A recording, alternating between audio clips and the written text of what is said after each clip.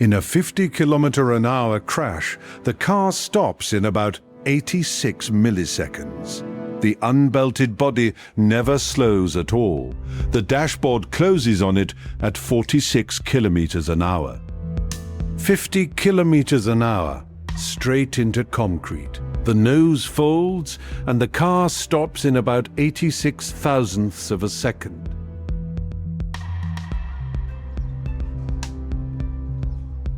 Watch the dummy. It doesn't stop with the car. The body never slows at all. It closes on that dashboard at 46 kilometers an hour. But nothing pushed that body forward. The wall never touched it. So what carried it across the car? Hold that question. 400 years ago, everyone believed moving things need a push, or they quit. Galileo rolled a bronze ball down one ramp and up another. It climbed back to almost exactly the same height. Now make the second ramp shallower. The ball rolls further to find its height. Flatten it completely, and the ball is hunting a height it can never reach, so it never stops. In 1687, Newton makes it a law of nature. Every body perseveres in its motion, unless a force compels it to change. Here is the thing everybody misses. A car and the person in it are two separate objects. Each carries its own velocity, how fast and which way. Right now, they happen to match. The wall pushes the car. Only the car. Watch its arrow collapse. So that's the answer. Nothing reached the body, so the body's arrow never changed. For 79 milliseconds, the body flies free across half a meter of cabin. Then the dashboard becomes the force. 5 centimeters of padding and ribs. The momentum you carry is fixed.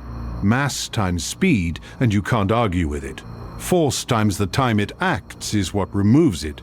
More time, less force. And time comes from distance. Stopping distance is the only number you get to change. Now put the belt on. Before I show you, what do you think it changes? How much stopping your body needs, or how long it gets to do it? The belt is touching you from the very first millisecond.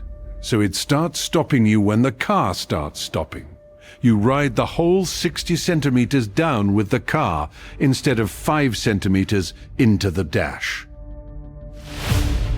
125,000 newtons into the dashboard, 12,500 on the belt, exactly 10 times less. Same body, same speed, only the distance changed. In 1959, a Volvo engineer, Niels Bohlin, added the second wing. One band across the pelvis, one across the ribs, cutting the pressure on your body about 20 times. You felt this without a crash. The bus brakes and everyone falls forward. Nothing pushed them. They kept their speed. The bus just left without it. Every car around you is answering that one sentence from 1687. The belt tightens at 15 milliseconds. The airbag is open by 30. All of them buying time. 3 sentences carry the whole thing. Motion needs no cause. You are your own object. And a belt is not a strap. It's a force applied early and spread wide. Everything keeps going exactly as it was until something acts on it. That's the whole law. Next question, how much force changes motion? How fast? Thank you for watching. Our small team works tremendously hard on every one of these animations. Following, subscribing, and sharing is what keeps Autos alive. There is a new video every day.